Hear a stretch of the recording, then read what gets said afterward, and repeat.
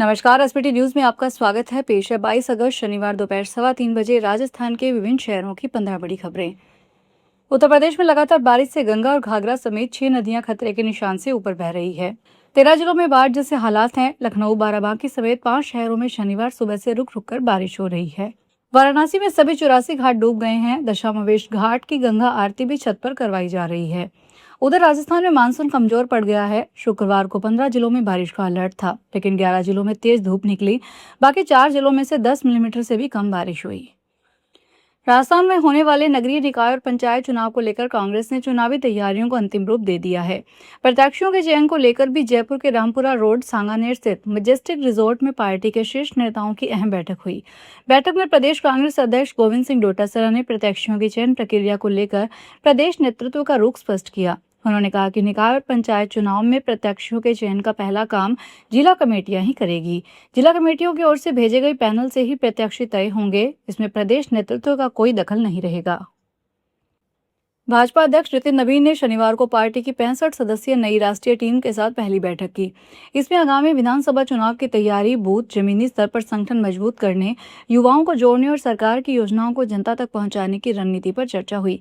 यह बैठक दिल्ली स्थित पार्टी मुख्यालय में हुई। बैठक से पहले राष्ट्रगीत वंदे मातरम के सभी 6 अंतरे गाए गए। नवीन में भाजपा अध्यक्ष बनने के 209 दिन बाद 17 अगस्त को 65 सदस्यीय कार्यकारिणी का ऐलान किया गया था। इनमें 51 नए चेहरे शामिल हैं। भर्ती परीक्षाओं में कैंडिडेट्स के न्यूनतम नंबर नहीं आने पर राजस्थान लोक सेवा आयोग मैनेजमेंट गंभीर है। आयोग के अध्यक्ष लेफ्टिनेंट कर्नल केसरी सिंह ने इसके लिए एक स्पेशल इंटरनल कमेटी का गठन किया है। ये कमेटी विभिन्न भर्ती परीक्षाओं के प्रश्न पत्र की समीक्षा करेगी। कमेटी की रिपोर्ट आने के बाद भर्ती परीक्षाओं के पैटर्न में बदलाव किया जा सकता है। सूत्रों के अनुसार कमेटी सभी प्रश्न पत्रों को 3 मुख्य श्रेणियों सरल, मध्यम और कठिन में विभाजित करेगी। इसमें परीक्षाओं की कठिनाई स्तर का सटीक और वैज्ञानिक मूल्यांकन किया जा सकेगा। सुप्रीम कोर्ट ने आध्यात्मिक गुरु श्री श्री रविशंकर के संगठन आर्ट ऑफ लिविंग के लिए एक बड़ी राहत दी है। श्री श्री रविशंकर के नेतृत्व वाले आर्ट ऑफ लिविंग फाउंडेशन को बड़ी राहत देते हुए सुप्रीम कोर्ट ने आध्यात्मिक संगठन को 5 करोड़ रुपए वापस करने का आदेश दिया है, जो 2016 के एक विवादास्पद कार्यक्रम पर जुर्माने के रूप में भुगतान किया गया था, जिस पर यमुना बार्ड के मैदानों को नुकसान पहुंचाने का आरोप लगाया गया था। जयपुर के बगरू विधानसभा क्षेत्र में स्थित रामपुरा कंवरपुरा में सरकारी प्राथमिक स्कूल के निरीक्षण को लेकर हुआ बवाल अब कानूनी दांव-पेच में उलझ गया है। कॉकरोच जनता पार्टी के कार्यकर्ताओं और स्थानीय ग्रामीणों के बीच हुई तीखी बहस, हाथापाई और गाड़ियों में तोड़फोड़ की घटना के बाद दोनों ही पक्षों ने एक दूसरे के खिलाफ पुलिस में शिकायत दर्ज करवाई। शिवदासपुरा पुलिस थाने में दोनों ओर से परस्पर एफआईआर दर्ज कर ली गई। सीजेपी कार्यकर्ताओं ने जहां ग्रामीणों पर जानलेवा हमला करने और वाहनों के शीशे तोड़ने का आरोप लगाया, वहीं दूसरी ओर स्थानीय ग्रामीणों ने सीजेपी कार्यकर्ताओं पर गांव का माहौल खराब करने और बिना अनुमति स्कूल में घुसकर अभद्रता करने के आरोप जड़े हैं। भारतीय डाक विभाग के राखी से रक्षा अभियान के तहत अब आम नागरिक देश की सीमाओं पर तैनात सैनिकों को राखी भेज सकेंगे। एक राखी सैनिक के नाम पहल के लिए झालावाड़ और 12 जिले के प्रमुख डाकघरों की बुकिंग काउंटर 23 अगस्त रविवार को भी खुले रहेंगे। आमजन इस दौरान विशेष रूप से राखी मेल की बुकिंग करवाकर स्पीड पोस्ट के जरिए राखियां सैनिकों तक भेज सकेंगे। झालावाड़ डाक अधीक्षक पीके जैन ने बताया कि अभियान का उद्देश्य देश की रक्षा में तैनात सैनिकों के प्रति आम नागरिकों के सम्मान, स्नेह और कृतज्ञता की भावना को व्यक्त करना है। चोमू शहर के रेनवाल रोड पर स्थित पांचा रानी में अवैध कॉलोनी बसाने की तैयारी के दौरान राज्य वृक्ष खेजड़ी के हरे पेड़ काटे जाने का मामला सामने आया है। आरोप है कि बिना जेडीए की स्वीकृति और भू रूपांतरण के लगभग 10 बीघा जमीन पर अवैध कॉलोनी विकसित करने की तैयारी चल रही थी। इसी दौरान हरे खेजड़ी के पेड़ों को जेसीबी से उखाड़ा गया। पेड़ों को रात के समय जेसीबी मशीन को जड़ से उखाड़ा गया। जेसीबी की आवाज सुनकर ग्रामीण मौके पर पहुंचे और इसका विरोध किया। रामनगरी अयोध्या आने वाले श्रद्धालुओं और पर्यटकों को जल्द ही धर्म और तकनीक का अनोखा संगम देखने को मिलेगा। सरयू तट पर निर्माणाधीन अंतर्राष्ट्रीय रामकथा संग्रहालय में राम मंदिर समेत अयोध्या के 18 प्रमुख मठ मंदिरों के वर्चुअल दर्शन करवाने की तैयारी की जा रही है। संग्रहालय की 20 गैलरियों में अत्याधुनिक इमर्सिव टेक्नोलॉजी के जरिए रामकथा से जुड़े प्रसंगों को जीवंत रूप में दिया जाएगा। गैलरी नंबर 7 में राम मंदिर परिसर के प्रमुख मंदिरों को तकनीक के माध्यम से प्रदर्शित किया जाएगा। इसका उद्देश्य उन श्रद्धालुओं को भी धार्मिक स्थलों का अनुभव उपलब्ध करवाना है जो किसी कारण से मंदिर परिसर के सभी हिस्सों तक नहीं पहुंच पाते। जयपुर में साइबर ठगी का चौंकाने वाला मामला सामने आया है। साइबर ठगों ने खुद को पुलिस का अधिकारी बताकर एक बुजुर्ग दंपति को डराया। ठगों ने दावा किया है कि उनके आधार कार्ड का इस्तेमाल आतंकवादी गतिविधियों और करोड़ों रुपए के वित्तीय अपराध में हुआ है।